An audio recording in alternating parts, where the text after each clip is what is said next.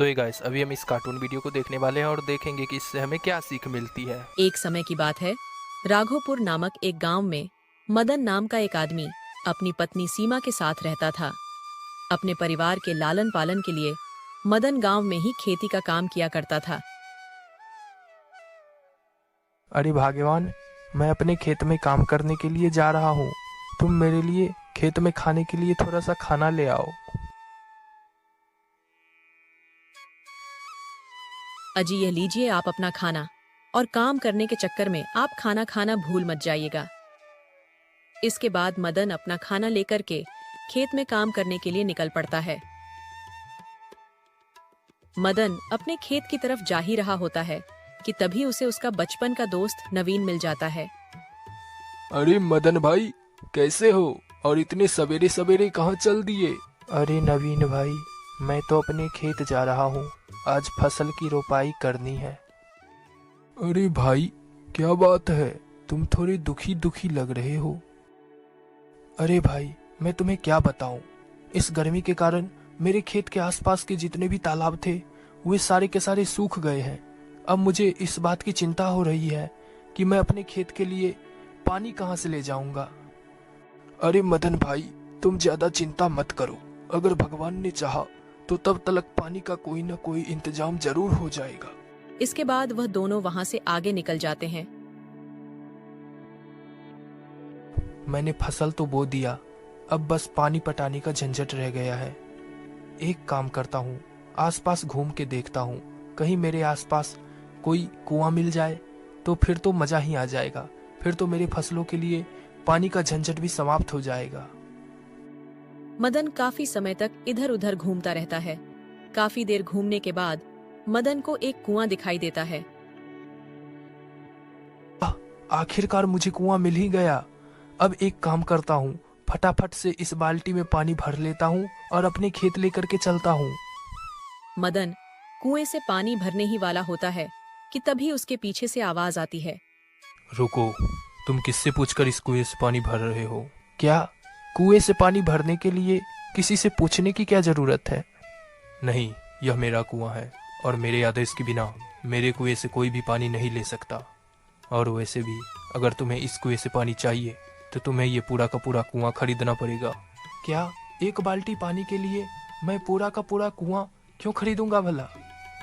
वो सब मैं नहीं जानता। अगर तुम्हें मेरे कुएं से पानी लेना है तो तुम्हें ये पूरा का पूरा कुआं खरीदना ही पड़ेगा। उस सेठ की बात मदन को थोड़ी बहुत अजीब तो जरूर लगी, लेकिन फिर उसने सोचा कि अगर वह पूरा का पूरा कुआं खरीद ले तो उसे भविष्य में कभी भी अपने खेतों के लिए पानी की दिक्कत नहीं होगी। अच्छा चलिए बताइए, आपने अपने इस कुएं का क्या दाम रखा है? मैंने अपने इस कुएं का दाम 5,000 रुपया रखा है। चलिए ठीक है, कल मैं पैसे लेकर के आऊंगा और यह कुआं खरीद लूंगा। इसके बाद मदन अपने घर आकर के अपनी सारी जमा पूंजी निकलता है और उसे अगले दिन लेकर के उस सेठ के पास पहुंच जाता है। ये लीजिए सेठ जी, ये पूरे 5,000 रुपए हैं और आज से ये कुआं मेरा हुआ। हाँ बिल्कुल, आज से ये कुआं तुम्हारा हुआ। इतना बोलने के बाद मदन जैसे ही कुएं से पानी निकालने के लिए आगे बढ़ता है, वह सेठ फिर से मदन को रोक देता है। रुक जाओ, तुम इस कुएं का पानी नहीं ले जा सकते। अरे ये कैसी बात हुई भला? अभी अभी तो मैंने आपको 5,000 रुपए दे करके ये कुआं खरीदा है, तो फिर मैं पानी क्यों नहीं ले सकता? वो इसलिए क्योंकि 5,000 रुपए में तो तुमने बस ये कुआं खरीदा है। कुएं का पानी तो अभी भी मेरा ही है। अगर तुम्हें कुएं का पानी भी चाहिए तो तुम्हें 5,000 रुपए और देने होंगे। उस सेठ की बात सुनकर मदन को उस सेठ पर बहुत गुस्सा आया। अगले दिन मदन ने गांव में उस सेठ के खिलाफ पंचायत बैठाई।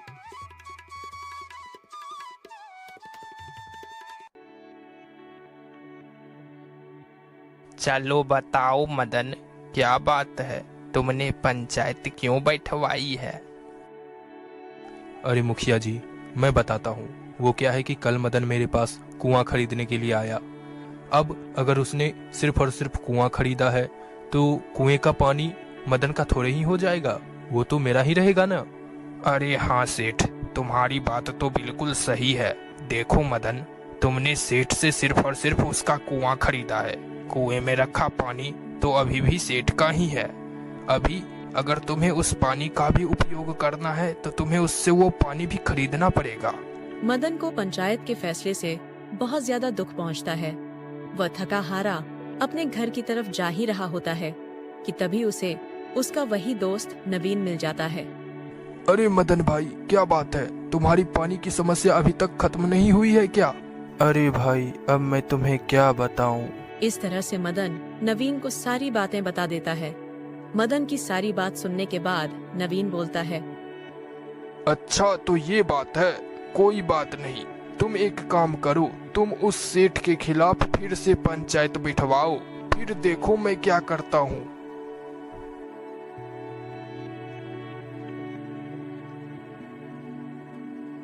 क्या बात है मदन, मैंने तो कल ही तुम्हारा फैसला सुना दिया था, तो फिर आज तुमने पंचायत क्यों लगाई? अरे मुखिया जी, अगर आप बुरा ना माने तो मदन की तरफ से मैं कुछ बोलना चाहता हूँ। जैसा कि हम सब जानते हैं कि मदन ने सेठ से सिर्फ और सिर्फ वो कुआं खरीदा था और उसमें रखा हुआ पानी अभी भी सेठ का ही है, तो इस हिसाब से उस कुएं का मालिक मदन हुआ और उस पानी का मालिक सेठ हुआ। तो मेरा यह सवाल है कि सेठ का पानी मदन के कुएं में क्या कर रहा है भला? मदन ने तो सेठ को उसके कुएं में पानी रखने के लिए नहीं कहा, तो फिर सेठ का पानी मदन के कुएं में क्यों गया? अब या तो सेठ मदन के कुएं से अपना पानी बाहर निकाल ले, या नहीं तो प्रति माह उस कुएं में अपना पानी रखने के लिए मदन को किराया दे। नवीन की इस बात से तो पूरा पंचायत हिल जाता है और उसके बाद मुखिया बोलता है, देखो सेठ, नवीन की बात तो बिल्कुल सही है। अब या तो तुम मदन के कुएं से अपना पानी बाहर निकाल लो, या नहीं तो मदन को उसका किराया दो। अब कुएं से सारा पानी निकल पाना तो संभव नहीं था, इसलिए मजबूरन सेठ को अपने पानी का किराया ही देना पड़ गया। सेठ अपने ही जाल में बुरी तरह फंस गया और मदन को तो अब बैठे बैठे पैसे भी मिलने लग गए।